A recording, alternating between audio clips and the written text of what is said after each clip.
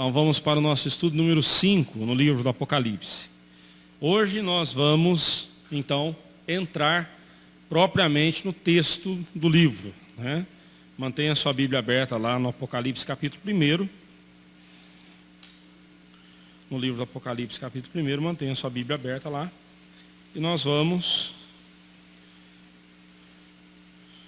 até onde nós conseguirmos, até por volta das 9 horas, né? Então não vou estender aqui, nós não faremos toda essa apostila, porque ela está bem grande. Eu sempre entregarei para você o capítulo completo, e aí então você traga, se a gente não terminar na semana seguinte você traga a sua apostila, para que possa acompanhar, tá bom? Vamos lá. Quando nós falamos, nos estudos anteriores, sobre o plano físico e o plano espiritual no livro do Apocalipse, não quer dizer que o plano físico, que é o capítulo 1 ao capítulo 11, seja só coisas concretas, coisas referentes a esse plano físico, a esse plano visível, né? E nem também que a segunda parte, que é o plano espiritual, capítulo 12 a 22, seja somente figuras de linguagem, simbolismos, coisas no campo espiritual apenas.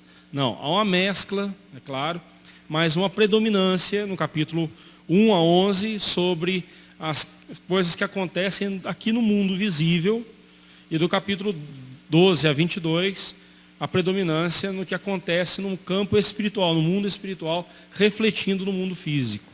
Tá certo?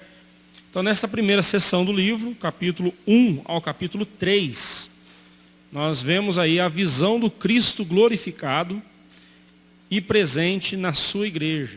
Cristo aparece de forma, ele está glorificado, aparece a João numa revelação e também aparece no meio da sua igreja, né? E a mensagem também às 7 igrejas, que é o capítulo 2 e 3. Então, nesse primeiro momento, vejamos aí o capítulo 1. A visão do Cristo glorificado. Capítulo 1. O primeiro capítulo do Apocalipse consiste em 7 partes facilmente reconhecíveis, né? Aí eu cito o Hendrickson, que apresenta essas 7 partes. No primeiro capítulo, você vê essas 7 partes. Versículo 1 ao versículo 3, você tem a introdução do livro, né? A saudação e a introdução do livro. Do versículo 4 a 6, a saudação e a adoração. Versículo 7 é o anúncio da segunda vinda de Cristo. Versículo 8, a autoapresentação de Cristo, né? Cristo se apresentando ali a João. Versículo 9 a 11, o comissionamento de João para escrever o livro. Versículo 12 a 16, a visão do Filho do Homem, né? Ele glorificado, revelando-se a João. E do versículo 17 a 20, o efeito da visão sobre João, né? Que aconteceu ali com ele em seguida. Então, vamos ver primeiramente a introdução do livro, versículo 1 ao versículo 3. Diz assim a palavra de Deus: revelação de Jesus Cristo, que Deus lhe deu para mostrar aos seus servos as coisas que em breve devem acontecer, e que ele, enviando por intermédio de seu anjo, notificou ao seu servo João, o qual atestou a palavra de Deus, o testemunho de Jesus Cristo, quanto a tudo o que viu. Bem-aventurados aqueles que leem e aqueles que ouvem as palavras da profecia e guardam as coisas nela escritas, pois o tempo está próximo. Então vamos lá, né? Logo na introdução aí do capítulo, do livro, nós temos aí o título do livro: Revelação de Jesus Cristo. A palavra Apocalipse, ou Apocalipsis, no grego, significa revelação. Então, se alguém disser para você assim que Apocalipse significa fim do mundo, a palavra Apocalipse significa revelação, só isso, né? Se naquele tempo existisse máquina fotográfica com aqueles filmes, né, o que eles fariam seria Apocalipse, ou seja, a revelação, né, do filme, né? Vamos em frente. A primeira beatitude, ou a primeira bem-aventurança, felicidade, né, externa, das 7 encontradas, né, no livro do Apocalipse, nós veremos 7 bem-aventuranças, né, 7 beatitudes. Mas a primeira está aqui no versículo 3. Bem-aventurados aqueles que leem e aqueles que ouvem as palavras da profecia e guardam as coisas nela escritas, pois o tempo está próximo. As outras 6 beatitudes, bem-aventuranças, se encontram em Apocalipse 14, 13, Apocalipse 16, 15, 19, 9, 20, verso 6, 22, 7 e 22, 14. Né?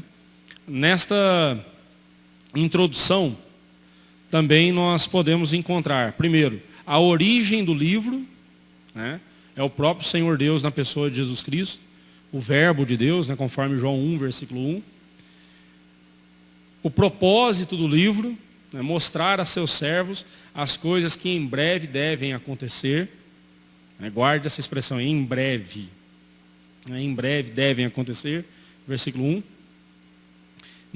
Este propósito é tanto imediato, né, cumpriu-se naqueles dias, quanto vindouro, né, cumpre-se em toda a era cristã, até o final dos tempos, né, haverá de se cumprir.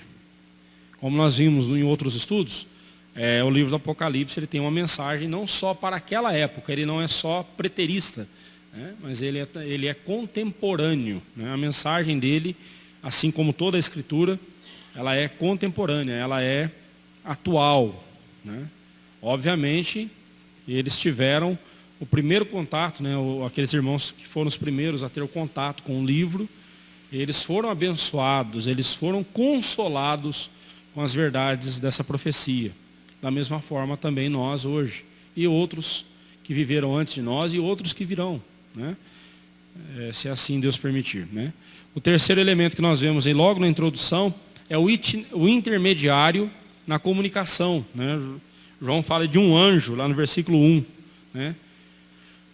E o escrevente, ou aquele que deveria registrar as visões para transmiti-las às igrejas. E este era João. Né? 5, os destinatários, os que leem e os que ouvem a mensagem. Então nós temos esses elementos nessa introdução. Né?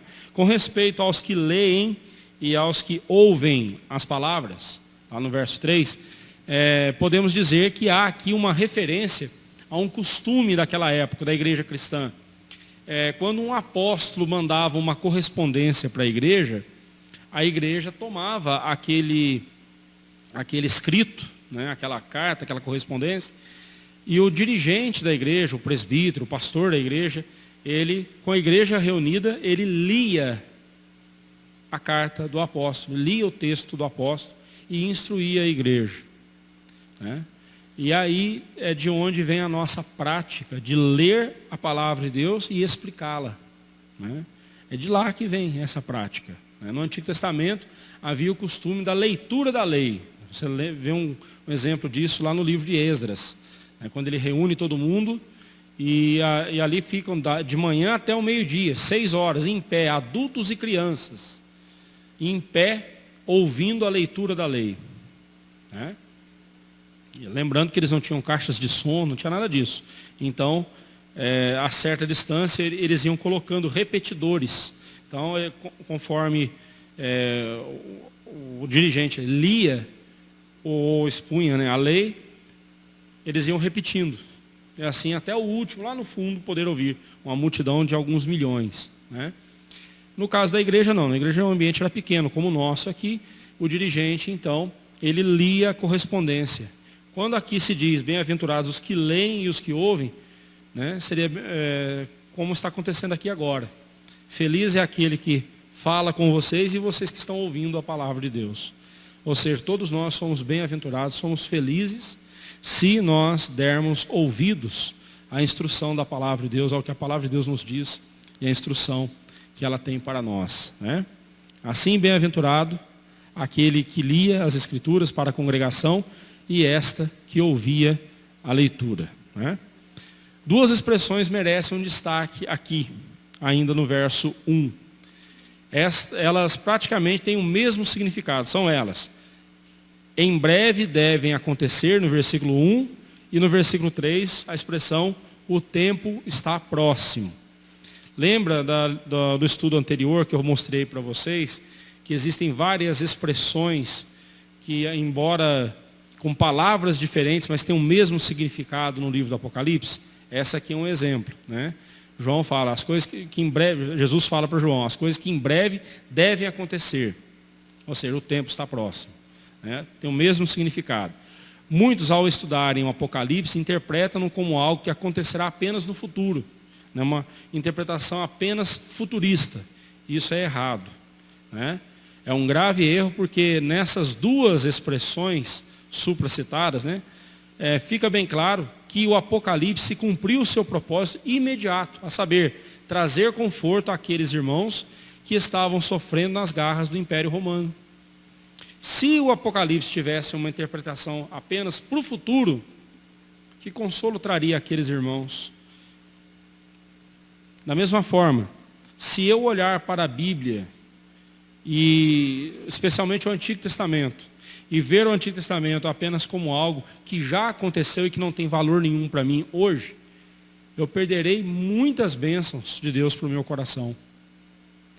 Então é preciso sempre interpretar o livro dentro da sua época, tirarmos as lições que ele tem para nós, mas também, no caso do Apocalipse, por ser uma literatura profética também, temos aqui verdades que ainda acontecerão, profecias que ainda acontecerão, e nós devemos, e trazem para nós consolo, alegria, conforto. Você pode ver lá na última folha que eu passei para você, as aplicações que nós temos neste capítulo, as várias aplicações que nós podemos tirar desse capítulo para a nossa vida, para a nossa caminhada com Cristo, né?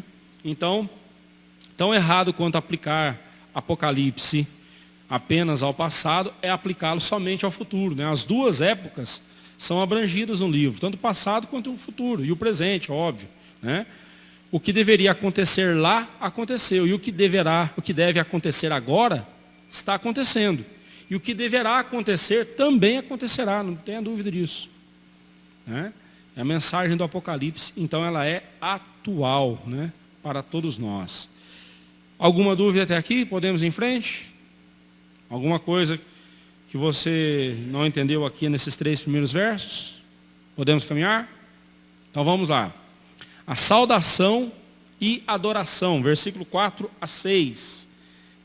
Diz assim a palavra de Deus: João, às 7 igrejas que se encontram na Ásia, graça e paz a vós outros, da parte daquele que é, que era e que há de vir, da parte dos 7 Espíritos que se acham diante do seu trono, e da parte de Jesus Cristo, a fiel testemunha, o primogênito dos mortos e o soberano dos reis da terra. Àquele que nos ama e pelo seu sangue nos libertou dos nossos pecados e nos constituiu reino, sacerdotes para o seu Deus e Pai, a ele a glória e o domínio pelos séculos dos séculos. Amém. Né? Nas palavras de saudação, João deixa claro que o livro é endereçado às 7 igrejas da Ásia, né? Dá uma olhadinha comigo nesse mapa, ele não ficou muito nítido, não. Esse papel, ele deixa a tinta um pouco borrada, não dá para ver muito bem. Mas se você encontrou aí Patmos, aí no mapa, Patmos, onde é a ilha de Patmos, então, suba um pouquinho para a direita no mapa, vai subindo à direita, assim, né? Olhando para o mapa à direita, você encontra Éfesos. Está tudo em inglês, esse mapa está em inglês. Eu procurei um em português, não achei. E aí então, achei esse aqui, eu achei bem interessante. Então você tem aí Éfesos. Achou Éfeso? Então, é Épesos, né? Porque é em inglês. Éfeso. Você tem Esmirna. Achou Esmirna? Se você quiser pegar uma caneta e ir ligando você vai ver que vai formar um número 7, meio esquisito, mas vai formar, né? Éfeso, Esmirna, aí lá em cima, Pérgamo ou Pérgamo. Aí você dá uma guinada à direita, Tiatira. Achou Tiatira? Sardes, Filadélfia e Laodiceia.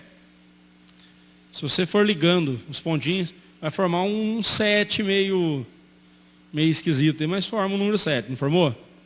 Né? Obviamente, por favor, não veja nada de espiritual nisso. É simplesmente uma coincidência, até mesmo porque o número 7 na língua romana é bem diferente. É um V e 2, né? Então já não daria certo, né? nesse desenho aqui, né? Então é só uma feliz coincidência, só isso, tá? Não veja nada de extraordinário nisso. Olha, né, temos aqui uma coisa mágica, não tem nada a ver, tá? Foi só uma feliz coincidência aí só, tá bom? Mas o que deve ficar claro para nós aí é que as 7 igrejas descritas aqui representam a totalidade da igreja de Cristo na presente era. Lembra que o número 7, o significado dele? Significa algo completo, né? Pleno, né? É no sentido perfeito, não no sentido de ser sem defeito, né? Mas é no sentido de ser algo que não tem nada a ser acrescentado, né? Então ele é completo, ele é pleno, né? Então, essas 7 igrejas, elas simbolizam a totalidade da igreja de Cristo nessa presente, na era cristã, na presente era, na era cristã, né? E cada uma dessas 7 igrejas aponta para um momento da igreja de Cristo, desde a sua primeira vinda até a segunda vinda dele. Então, você vai ver que quando nós estudarmos as 7 igrejas, você vai ver, tem momento que a igreja está firme, operosa, perseguindo a santidade, vivendo em santidade na presença do Senhor, repudiando o erro, as falsas doutrinas. Você vai ver outro momento a igreja enlameada no pecado, fria, morna, né? Morta, se achando rica, mas é pobre, miserável, pobre, cego e nu. Então nós vamos ver aí vários momentos da igreja, né? Na história da igreja, nessas 7 igrejas, ok? Versículo 4, graça e paz a vós outros. É assim que João se dirige àqueles irmãos, usando a forma apostólica de saudação, né? A graça é o favor não merecido de Deus a nós, pela qual temos o perdão dos nossos pecados e a certeza da vida eterna, né? Graça significa isso. Quando a Bíblia diz que nós somos salvos pela graça, significa que nós somos salvos não por merecimento nosso, mas porque Cristo mereceu a salvação por nós. Ele fez por merecer e a deu de graça a nós, né? A graça produz a paz, que, como disse William Hendrickson, é o reflexo do sorriso de Deus no coração do crente, que já foi reconciliado com Deus por meio de Jesus Cristo, né? Lá em Romanos 5, versículo 1 diz, né? Justificados, pois, mediante a fé, temos paz com Deus. Essa tradução não ficou muito boa, não. A tradução correta é: justificados, pois, mediante a fé, foram feitas as pazes de Deus conosco. Deus fez as pazes conosco. Estamos em paz com Deus. No versículo 10 do mesmo capítulo, você vai ver que nós éramos inimigos de Deus. Ali diz que nós éramos inimigos. E então Deus, em Cristo Jesus, se reconciliou conosco. A graça de Deus traz a paz de Deus ao nosso coração. Não a paz como aquele sentimento, né, de que, estou tranquilo, não tenho problema nenhum. Muito pelo contrário. Crente que não tá passando problema na sua vida, tem alguma coisa esquisita com ele. Ou ele já morreu e nem percebeu, né? Já está na glória e nem viu. Ou Deus está dando um tempo de refrigério para ele. Mas, ou então ele não está na graça de Deus. Não está vivendo, não é salvo, coisa nenhuma. Porque se tem uma coisa que crente tem, é tribulação. Se tem uma coisa que o crente foi chamado para experimentar nessa vida, foi tribulação e angústia, né? Tribulação e sofrimento, né? Mas tem de bom ânimo. Eu venci o mundo, né? Teremos aflições no mundo, né? Mas a paz aqui significa essa reconciliação com Deus, é o que Paulo chama do ministério da reconciliação que nos foi dado. Nós estamos em paz com Deus. Por isso que essa fala do Hendricks aqui achei muito bonita. É o reflexo do sorriso de Deus no coração do crente que já foi reconciliado com Deus por meio de Jesus Cristo. O crente que está reconciliado, a pessoa que está reconciliado com Deus, ele tem prazer em olhar para Deus. Ele não desvia o seu olhar, ele olha para Deus. Aquele que vive no pecado, ele vive escondendo-se, ou evitando olhar para Deus. Lembra de Caim? Caim, porque andas irado e descaiu o teu semblante, né? O teu olhar está fugidio, né? Você está fugindo o seu olhar de mim. Por quê? Aí Deus, como sabe todas as coisas, ele já acrescentou, né? Se procederes bem, não é certo que serás aceito? Mas se você fizer o que é certo, você vai andar de cabeça erguida, você poderá olhar para mim. Igual um filho, quando desobedece o pai, ele não olha para o pai de jeito nenhum, né? Seus filhos não faziam assim com você? Quando faziam arte, você ia dar uma prensa neles, ia chamar a atenção deles, eles não olhavam de jeito nenhum. Mas se eles estivessem de bem com você, se eles estivessem fazendo tudo certinho, eles olham para a gente, conversam com a gente, né? Não é assim? O pecado faz a gente fugir, né? Desviar o nosso olhar, porque nós temos vergonha. Quando nós procedemos bem, quando nós evitamos o pecado e fazemos a vontade de Deus, nós podemos olhar para Deus, não com confiança em nós mesmos, mas com a certeza de que Deus se alegra com o nosso comportamento, a nossa obediência. Mas então nós vemos que a graça de Deus é o sorriso de Deus no nosso coração, colocando essa paz em nossa vida, né? A graça e a paz são providas pelo Pai, que é aquele que é, que era e que há de vir. Ou seja, o eu sou, o Deus eterno, o alto e autoexistente, lá de Êxodo 3,14, né? São dispensadas pelo Espírito Santo, aqui é chamado de 7 Espíritos, e por nós merecidas somente através de Jesus Cristo, o Filho, a fiel testemunha, o primogênito dos mortos e o soberano dos reis da terra, né? A expressão 7 Espíritos, como já mencionamos, né? Refere-se ao Espírito Santo de Deus, pois o número 7, como sabemos, simboliza totalidade, completude. O Espírito Santo de Deus, que está diante do seu trono, observa, conhece e perscruta todas as coisas em todos os tempos e em todo momento.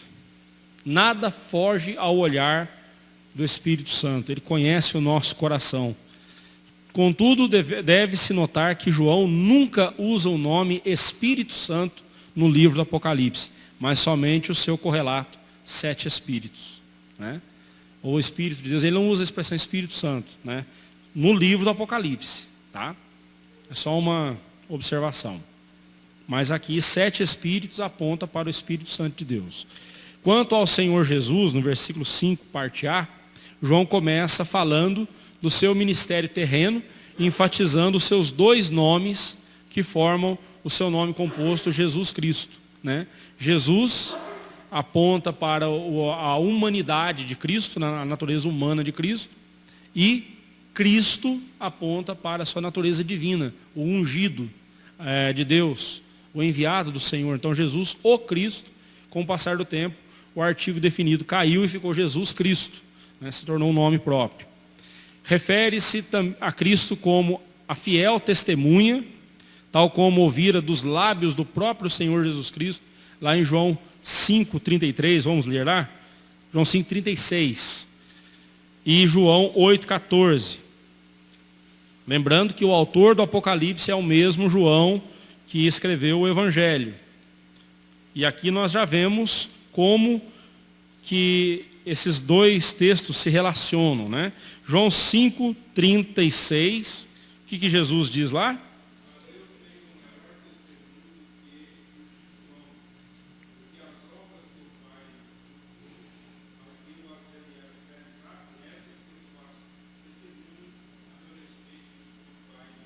Então Jesus está falando do seu próprio testemunho. Ele é fiel testemunho. Agora João 8,14. O que diz lá João 8,14?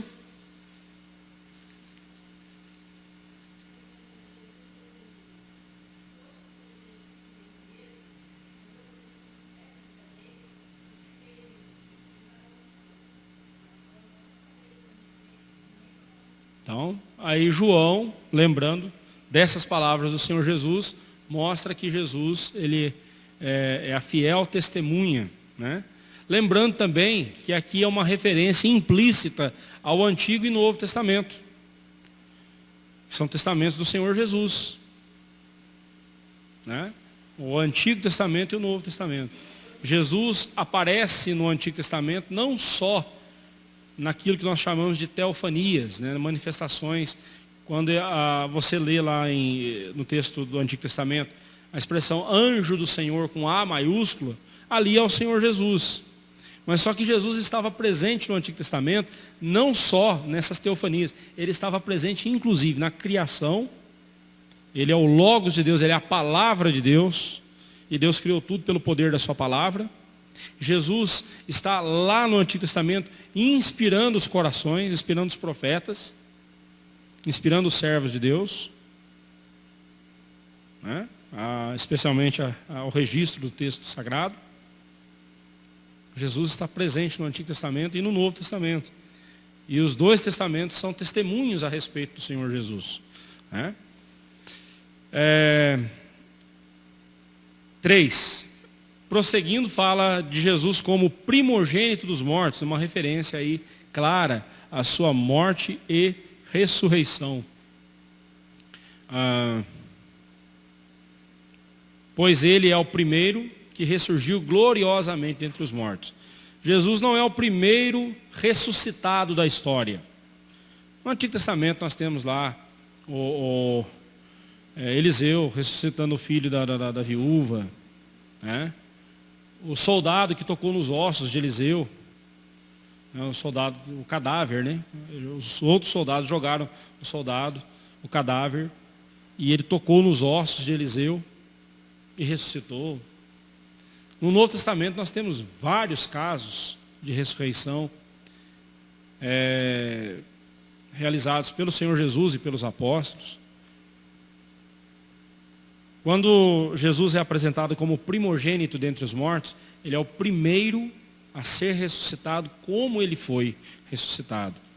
Lembre-se que ele foi ressuscitado com um corpo glorioso. Cristo hoje na glória, ele está de corpo, posso dizer de corpo e alma, né? Ele é o Deus homem. Uma vez que ele se encarnou, ele nunca deixou de ser homem. Só que ele nunca deixou de ser Deus. Quando ele se encarnou também, ele não deixou de ser Deus. Ele deixou o local da sua glória, né?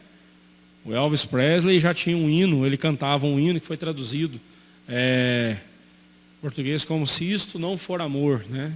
Diz assim: deixou o esplendor de sua glória, sabendo o seu destino aqui, né? Jesus, ele deixou o céu, mas não deixou de ser Deus. Tanto é que todas as vezes que você vê o Senhor Jesus se apresentando no seu ministério terreno, ele não se apresenta como o grande mestre, como o grande profeta, embora ele fosse, mas ele se apresenta como Deus. Leia o Evangelho de João especialmente, você vai ver o tempo todo Jesus se apresentando como Deus. Né? Jesus é Deus, não queira apresentá-lo menos do que isso. Jesus não é o grande mestre da moral, como dizem os teólogos liberais. Jesus não é o grande profeta, como dizem os muçulmanos. Jesus é um grande profeta, não maior que Maomé. Pronto, já começou a falar besteira, né? Sim, Jesus é o grande profeta prometido por Moisés. Deus prometera através de Moisés. Mas Jesus é muito mais que isso, ele é o próprio Deus encarnado. E uma vez encarnado, mesmo depois que ele morreu, ao ressuscitar, ele não veio desencarnado. Isso aí não seria ressurreição.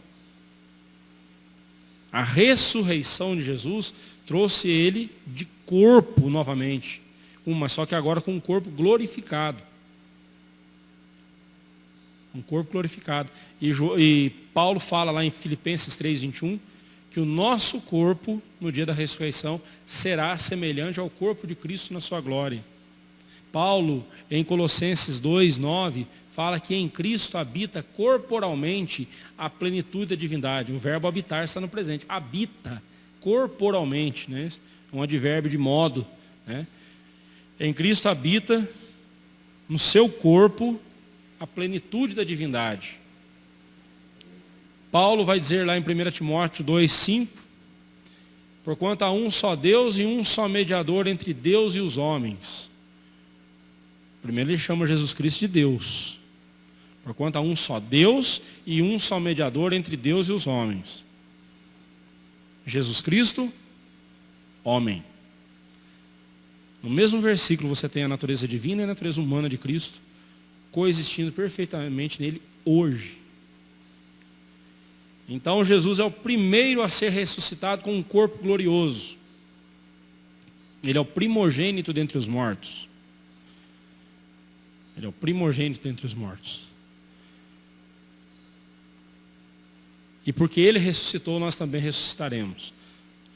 A doutrina da ressurreição para a fé cristã, ela é tão importante, ou até mais, eu ousaria até dizer que é até mais importante que a própria doutrina da morte de Cristo, do sacrifício de Cristo. Porque o sacrifício de Cristo perderia todo o seu valor, a não ser só para nos perdoar. O sacrifício de Cristo só nos perdoaria. Mas é na ressurreição de Cristo que nós temos a garantia de que Cristo não só nos perdoou, como também nos levará para a glória eterna. Nós viveremos eternamente e seremos ressuscitados. Então essa doutrina ela é fundamental para a fé cristã.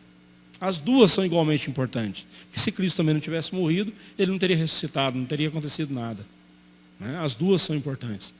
Mas a doutrina da ressurreição deve ser tão ensinada quanto a doutrina da morte de Cristo e do seu sacrifício por nós. Vamos em frente. Nos tempos antigos, quando um rei derrotava outro rei numa guerra, o rei derrotado se tornava um vassalo, um escravo do rei vencedor.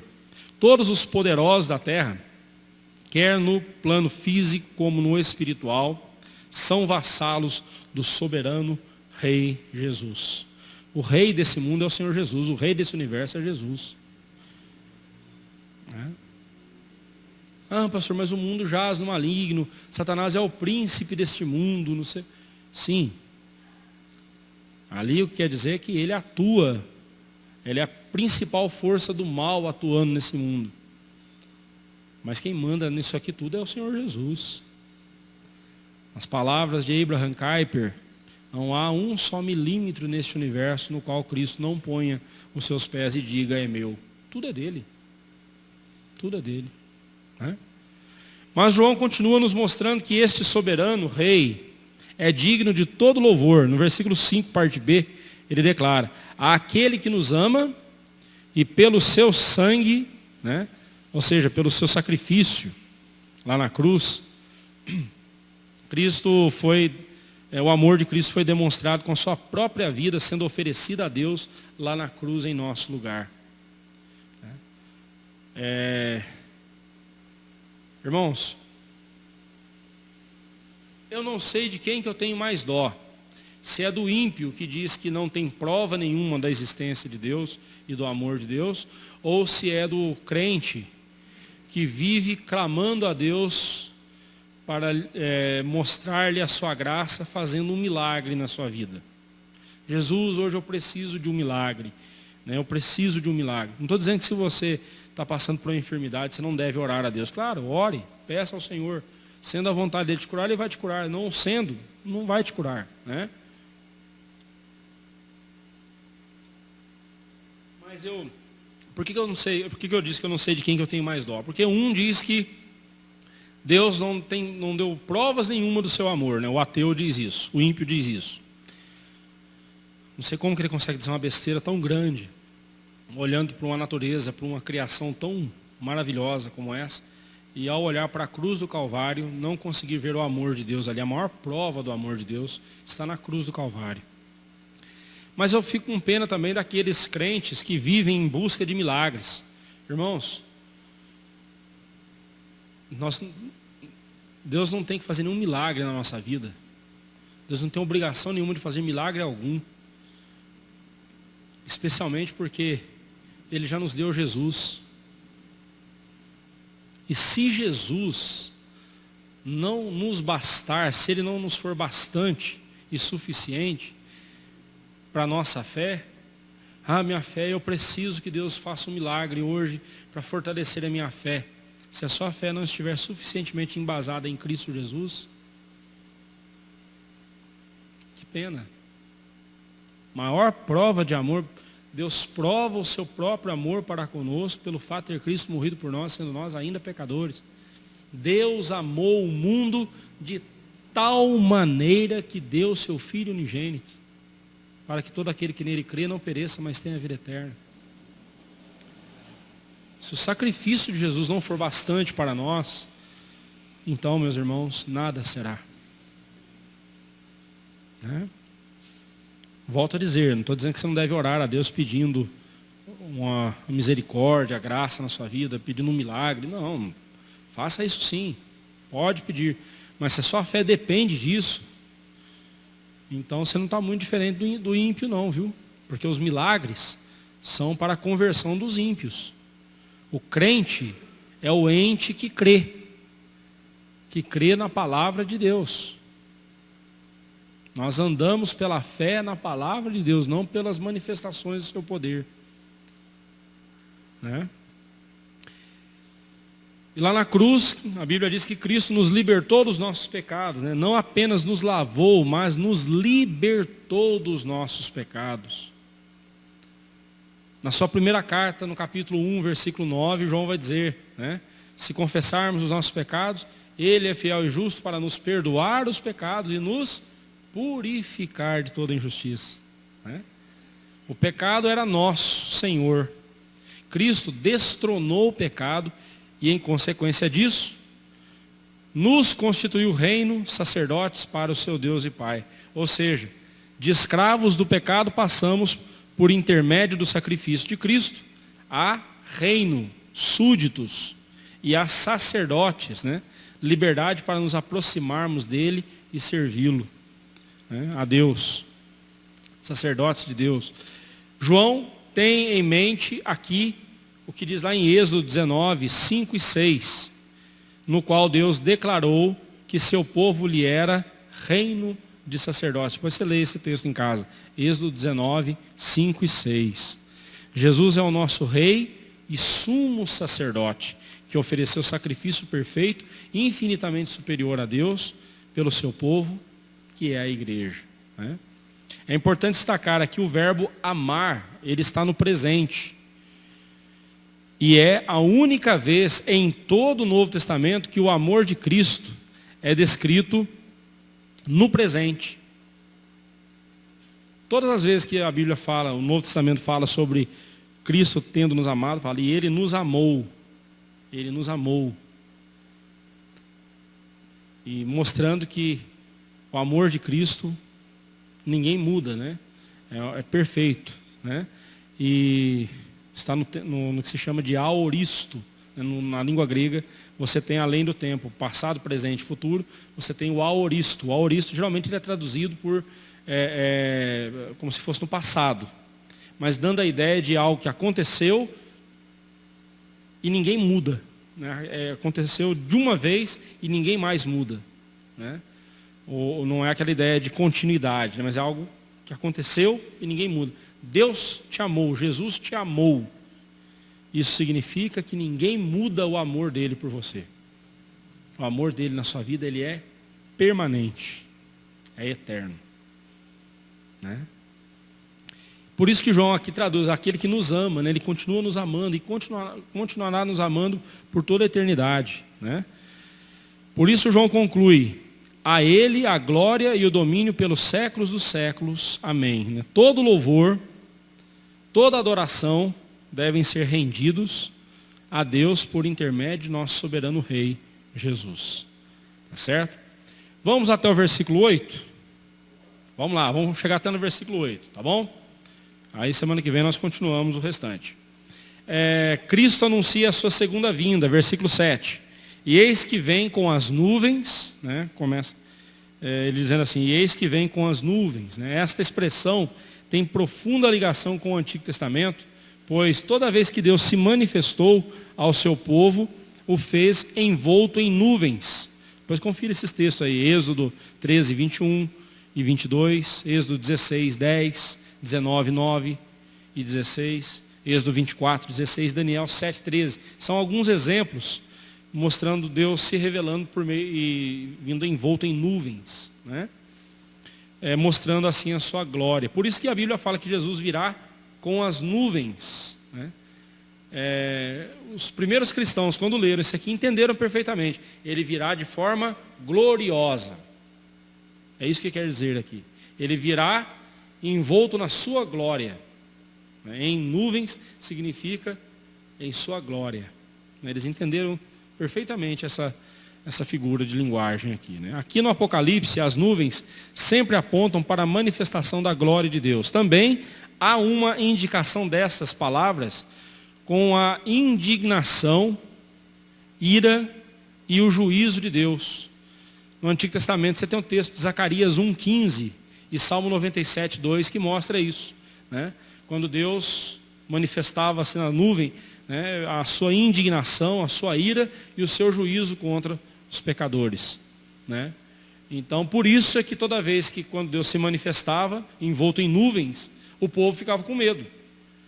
O que pode vir de lá?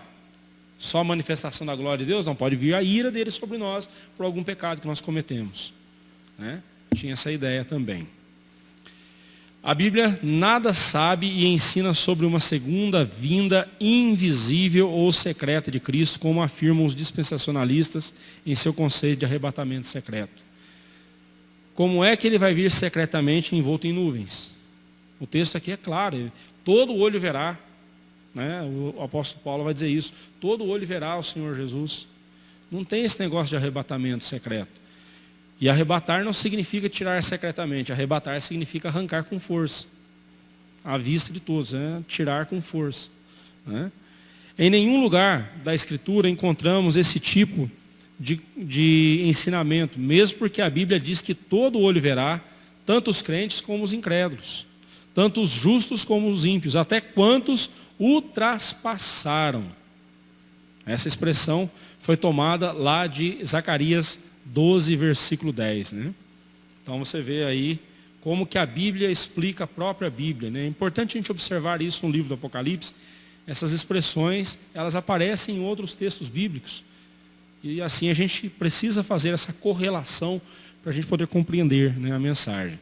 E todas as tribos da terra se lamentarão sobre ele, certamente. Amém. Não um lamento de arrependimento, mas de desespero, apesar de que muitos se arrependerão naquele dia, mas não um arrependimento calcado no amor de Deus, e sim no desespero causado pelos horrores daquele dia. Vai ter muito ateu naquele dia que vai dizer assim, perdão, Senhor, eu não crio, mas não vai dar mais tempo. Lá em Hebreus fala que o dia de salvação se chama hoje. Porque de fato o que a gente tem é o hoje, é o presente. O passado já foi. Os últimos 15 minutos que tivemos já foi. Já não tem como mais nós buscarmos eles de volta. O futuro ainda para nós não existe. É desconhecido para nós.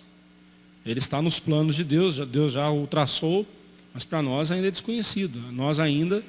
E o presente. O presente nós temos. É o que nós temos em mãos aqui agora. Por isso que o dia de salvação se chama hoje. Aí está falando da limitação humana. O tempo é hoje. E que aproveitem aqueles que ainda não têm a salvação, que aproveitem a ocasião. Sim, porque bem na verdade o que a gente só tem é o hoje. Né? O tempo já passou. O tempo já passou. O tempo do arrependimento já passou. Né? Ali será o dia do juízo. E não o dia do arrependimento. Ou não o dia do perdão. Arrependimento até pode ter a ver. Mas não será um arrependimento para a vida. O arrependimento calcado no amor. O arrependimento que é fruto do amor de Deus no nosso coração. Ali será o arrependimento por medo das consequências. Né? E nós precisamos tomar muito cuidado e analisarmos para ver qual arrependimento que nós temos. O arrependimento que nós temos é por medo das consequências do que vamos sofrer, ou do que sofreríamos, ou é por amor, assim, puxa vida. Como eu pude pecar contra esse Deus tão maravilhoso, tão bom. Né? Me arrependo de ter pecado contra esse Deus. Né? Esse é um arrependimento de amor, um arrependimento sincero. Aquele arrependimento de alguém que quer fugir das consequências do pecado, isso não é arrependimento, isso é remorso. Né? Então, aqui nós usamos a palavra arrependimento, mas bem pode ser remorso, né, naquele dia. Né? Veja Apocalipse 6,16. O que diz lá? Vamos ver lá? Apocalipse 6,16. Olha como que é descrito aquele dia.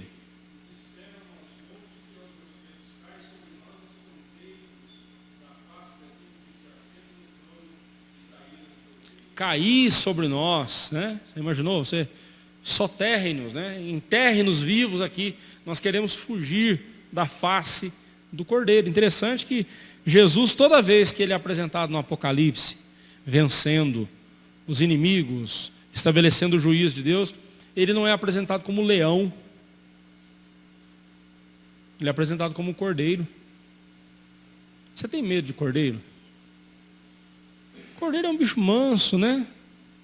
De um leão eu correria. Mas Jesus julgará como o cordeiro, não manso. Não manso. Mas é justamente para mexer com a nossa cabeça mesmo, né? Para que a gente pense. Ele não precisa de autoridade fora de si, ele tem toda a autoridade. Toda a autoridade que ele precisa está dentro dele mesmo. O cordeiro, eu vou voltar nesse texto na época certa, tá bom? Mas será tarde demais para se arrependerem de seus pecados e clamarem por salvação. Versículo 8, Cristo, o alfa e o ômega. Neste versículo nós temos a autodesignação de Cristo, na qual ele diz que é o alfa e o ômega, né? A primeira e a última letra do alfabeto grego, simbolizando assim que nele iniciou e encerrou a completa revelação, a revelação completa, perfeita e eterna de Deus. Em Cristo, toda a revelação começa e encerra em Cristo Jesus. Ele é o alfa e o ômega, né? Essas palavras são claramente compreendidas no versículo 17, onde ele declara, eu sou o primeiro e o último. Diz o Senhor, né, aqui surge uma questão. Essas designações, Alfa e Ômega, referem-se a Deus Pai ou ao Deus Filho? Olha lá, no versículo 8. Eu sou o Alfa e o Ômega, diz o Senhor Deus. Né? Aquele que era, aquele que é, que era e que há de vir. Quem que é esse que é, que era e que há de vir? Olha lá em cima. No verso 4, é o Deus Pai, aquele que é, que era e que há de vir. Só que Deus virá em Jesus, né?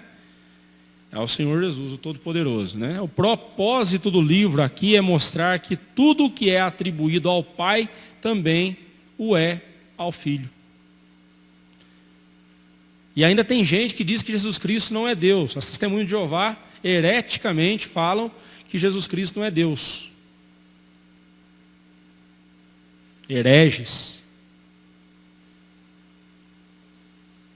Filhos do engano. Jesus é Deus, e João faz isso o tempo todo no Apocalipse e também no seu Evangelho, nas suas cartas. O tempo todo ele mostra que o que é atribuído ao Pai também é atribuído ao Filho, né? Apocalipse 1:8, olha só que interessante. Apocalipse 1:8, Deus Pai é o Alfa e o Ômega, né, nesse texto que nós lemos. No versículo 1:17, capítulo 1:17, Deus Filho é o primeiro e o último, mesmo significado. Em Apocalipse 21:6, Deus Pai é o Alfa e o Ômega, o princípio e o fim. Em Apocalipse 22:13, Deus Filho, né, Jesus, é o Alfa e o Ômega, o primeiro e o último, o princípio e o fim. Você vê como que João intercambia essas informações? Mostrando que os dois têm a mesma autoridade. O Pai, o Filho e o Espírito Santo, os três.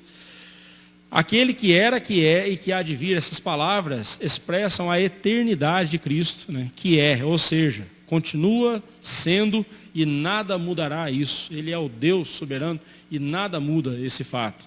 Que era, né, ele sempre foi Deus e que há de vir, né? Temos aqui não só a referência à eternidade de Cristo, mas também a sua fidelidade, pois como prometeu, há de vir. Nessas palavras, aqueles cristãos que estavam sofrendo nas mãos dos inimigos tinham o conforto, o consolo para as suas aflições e a certeza do fim delas. Nada é para sempre a não ser o nosso Deus, né? Aqui ele é dito como o Todo-Poderoso, encerra o versículo dizendo o Todo-Poderoso, né? Do grego pantocrator, né? A palavra no grego, o adjetivo é pantocrator, pan, todo, krator, né? Crateia, né? De onde vem a palavra democracia, né? A palavra crateia no grego, ou kratos, poderoso, poder, né? Aí citando Henneker Rogers, eles dizem assim: a referência é mais a supremacia de Deus sobre todas as coisas do que a ideia correlata da onipotência divina. A palavra era usada na literatura secular para descrever as atitudes dos deuses e provavelmente é usada aqui em contraste à autodesignação romana do imperador, né, romano, que se dizia o autocrator, né, o imperador dizia: eu sou o autocrator, ou seja, a minha autoridade vem de mim mesmo, eu sou o alto, todo-poderoso, né, mas é eu que digo que eu tenho esse poder, né, eu me designo com esse poder, com essa autoridade, né, usurpando, né. Jesus é apresentado por João como aquele que tem poder não somente sobre si, como sobre tudo e sobre todos. E o seu poder não se pode medir. É a fonte de todos os poderes nos mundos, visível e invisível. Jesus é o Todo-Poderoso. Ele é a fonte de todo poder, né? Então, nesses 8 primeiros versículos, pode encerrar lá, irmão. Nesses 8 primeiros versículos, nós temos aí a introdução do livro do Apocalipse, a revelação gloriosa de Cristo, nós vamos ver semana que vem, né? Mas aí,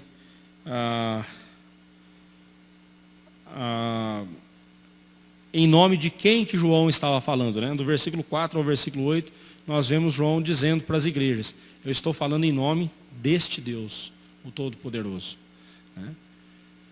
Bem-aventurados aqueles que ouvem, que leem e que ouvem as palavras dessa profecia. Semana que vem nós continuamos com o versículo 9, quem sabe até o versículo 20. Tem bastante coisa para a gente ver ainda, né? Neste capítulo. Nós vamos até onde der, tá bom?